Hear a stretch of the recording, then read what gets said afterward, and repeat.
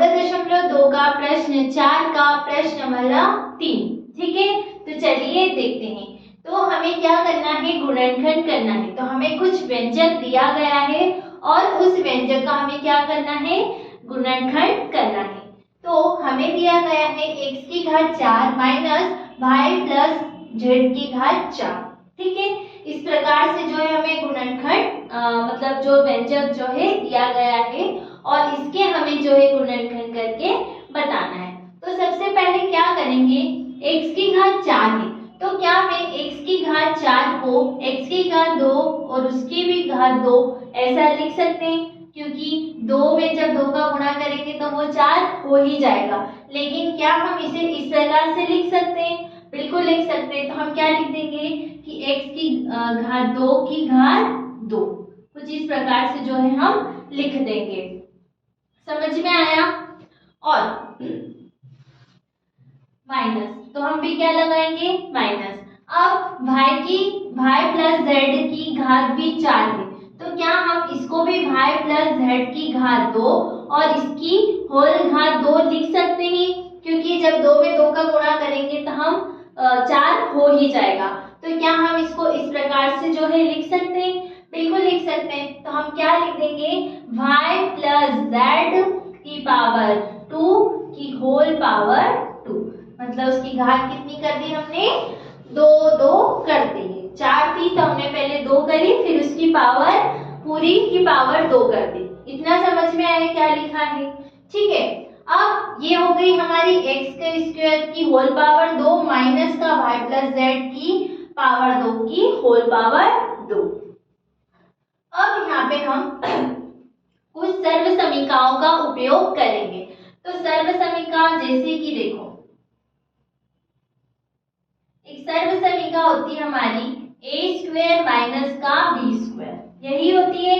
तो हम उसको क्या लिख सकते हैं, a प्लस बी और a माइनस बी, इस प्रकार से लिख सकते हैं। तो यदि हम x स्क्वायर को a मान ले, a को क्या मान ले, x स्क्वायर मान ले, और b को हम y प्लस z का होल स्क्वायर मान ले, तो क्या हमारा ये जो व्यंजक है हमारा कुछ इस प्रकार से बन जाएगा, है ना, कि भाई ये a स्क्वायर हो गया और ये पूरा कितना हो गया, b स्क्वायर हो गया।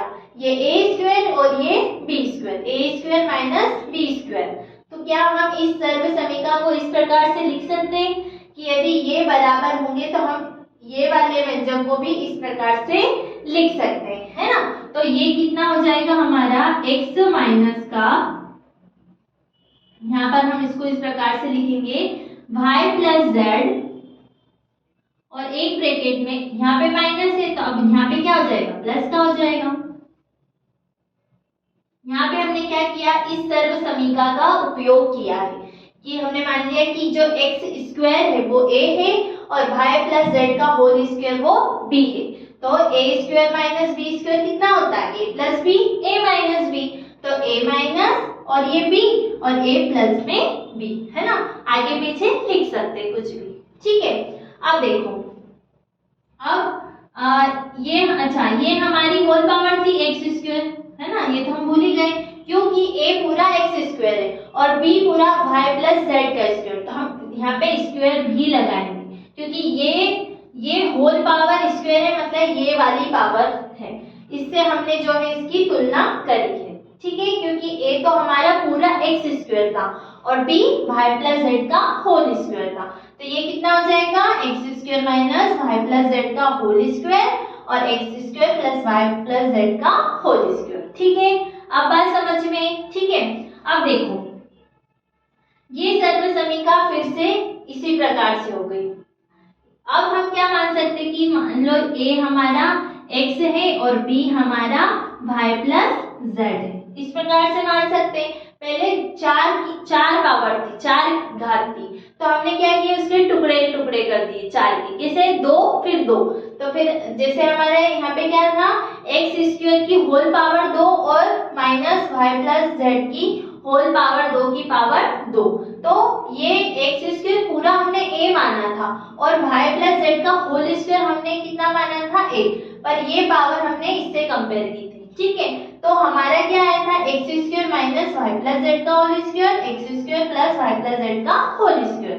अब ये जो व्यंजक आया वो फिर से इसी सर्व समीकरण जैसा आ गया। या मान लो कि एक्स स्क्वायर यानी एक्स को हम a मान ले और वाई प्लस जेड को हम यदि b मान ले तो कुछ इसी प्रकार से बन गया फिर से।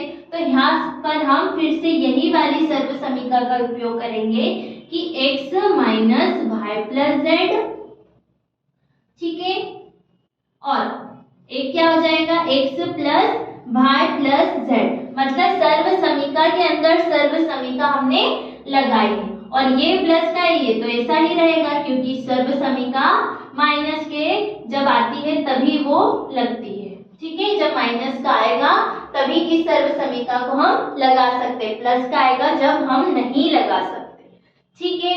अब देखो अब हम कैसे कर सकते हैं, और इधर की तरफ करूंगी, क्या हम इस माइनस को अंदर भेज सकते हैं? बिल्कुल, तो हम भेज देंगे x, इस माइनस को अंदर ले जाएंगे तो कितना हो गया माइनस का y, और माइनस और प्लस माइनस तो ये माइनस का z, ये कितना हो गया हमारा x plus y plus z, और ये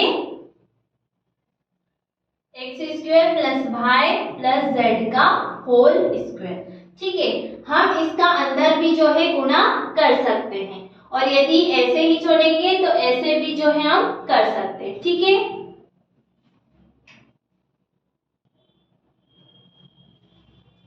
तो हम कुछ इस प्रकार से जो भी ये जो है कर सकते हैं। तो ये आ गया हमारा उत्तर।